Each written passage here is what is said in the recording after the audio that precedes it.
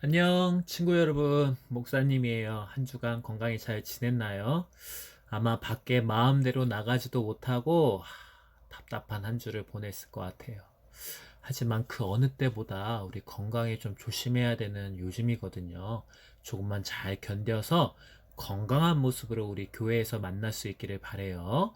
자, 이제 본격적으로 말씀을 살펴볼까요? 우리 43절부터 우리 44절의 말씀, 우리 엄마 아빠랑 같이 읽었겠지만 다시 한번 읽어볼게요. 43절부터 44절 시작.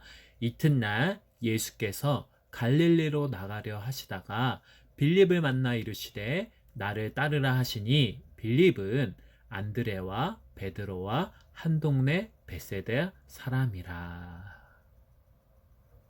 자, 예수님께서 여러분 갈릴리로 떠나면서 베세다 출신인 빌립에게 뭐라고 하셨죠? 나를 따르라고 말씀하세요.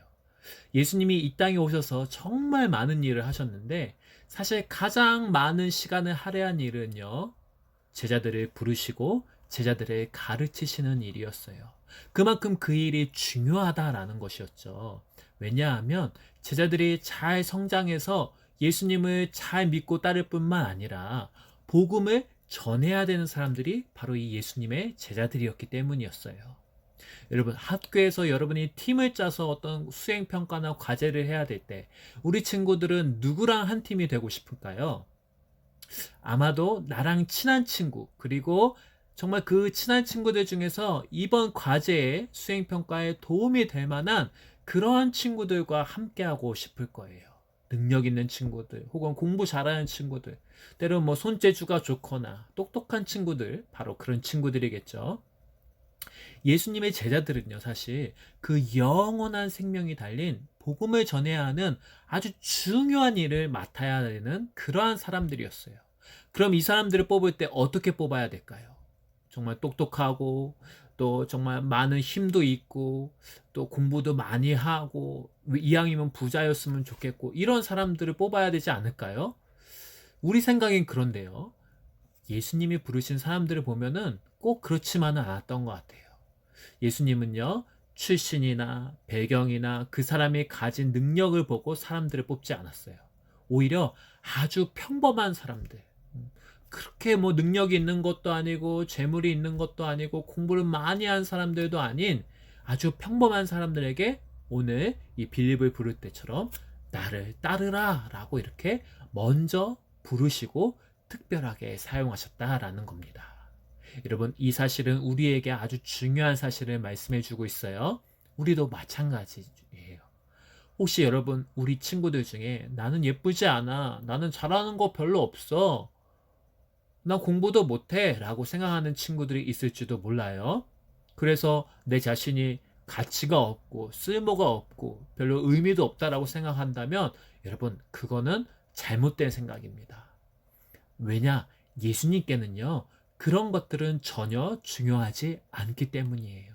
예수님은 공부를 잘하는 사람, 예쁘고 멋있고 착한 사람, 친구들한테 인기가 좋은 사람, 이런 조건을 보고 사랑하시는 분이 아니기 때문입니다. 예수님은 그냥 예수님께서 내가 저 친구를 사랑해야 되겠다라고 그렇게 사랑하기로 한 사람들을 사랑하시는 분이세요. 조건이 없어요. 그냥 예수님은 우리를 사랑하시는 분입니다.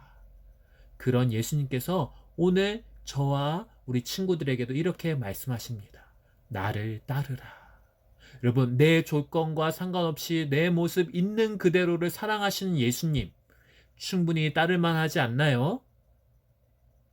그런 예수님을 따르게 되는 우리 친구들에게 주님의 이름으로 축복합니다. 자, 이제 예수님을 만나서 예수님을 믿고 따르는 사람들에게 공통적으로 일어나는 변화가 있어요. 뭐가 있을까요? 바로 예수님을 담대하게 전한다라는 거예요. 오늘 살펴볼 말씀에서는 바로 나를 따르라 라는 말씀을 듣고 예수님을 따르기 시작했던 빌립이 바로 그런 사람이었어요. 우리 45절의 말씀 함께 읽겠습니다. 45절 시작. 빌립이 나다나엘을 찾아 이르되 모세가 율법에 기록하였고 여러 선지자가 기록한 그 일을 우리가 만났으니 요셉의 아들 나사렛 예수니라. 아멘. 여러분, 이 빌립은요, 나를 따르라라고 하신 예수님을 따르면서 가장 먼저 뭘 했냐면 나다나엘에게 예수님을 소개시켜주는, 우리로 따지자면 전도를 했다라는 것이죠.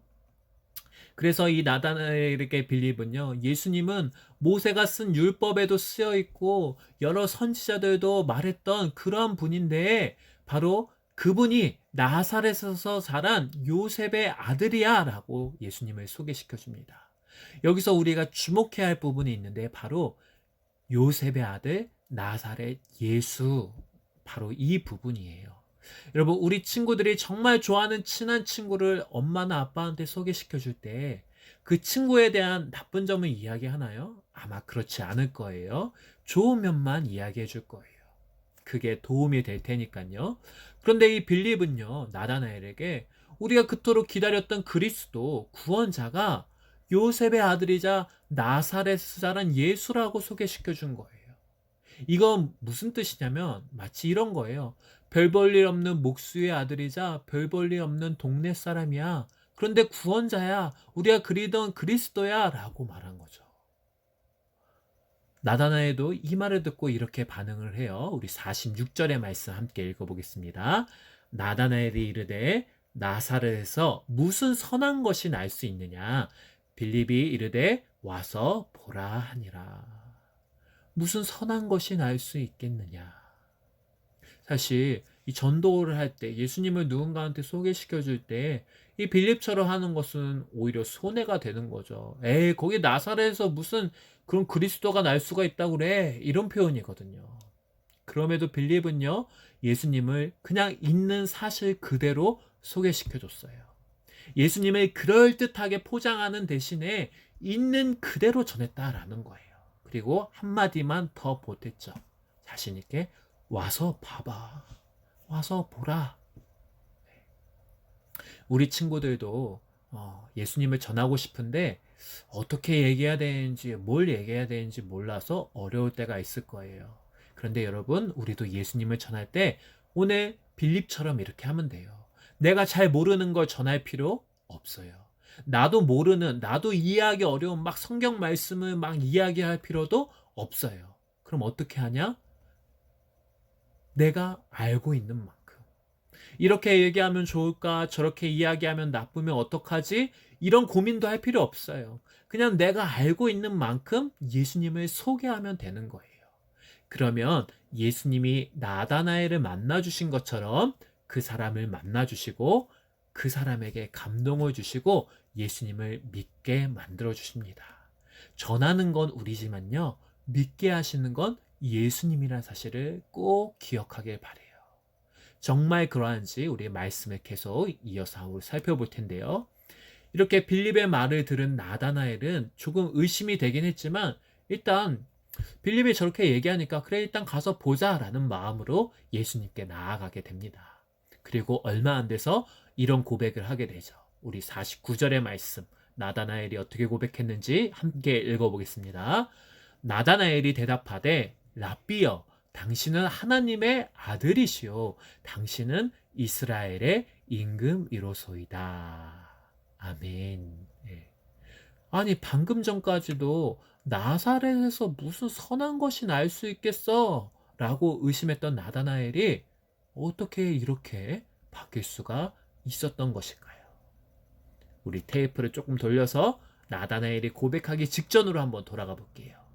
의심을 가지고 예수님께로 나오는 이 나다나엘을 향해서 예수님께서 이렇게 말씀하세요. 우리 47절 말씀 시작.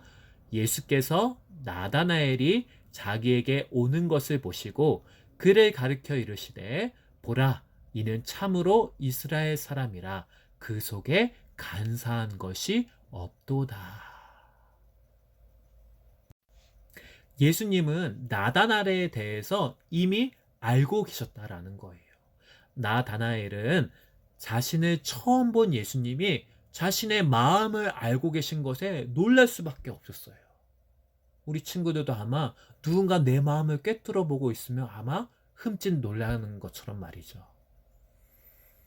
그래서 48절에 보면 나다나엘이 이렇게 이야기합니다. 우리 48절 말씀도 함께 읽어볼게요. 나다나엘이 이르되 어떻게 나를 아시나이까? 예수께서 대답하여 이르시되 빌립이 너를 부르기 전에 내가 무화과 나무 아래에 있을 때 보았노라. 아멘. 예수님은요, 나다나엘을 아실 뿐만 아니라 그를 어떻게 지켜보고 계셨다라는 거예요. 내 마음을 누구보다 이해하고 알아주실 수 있는 분.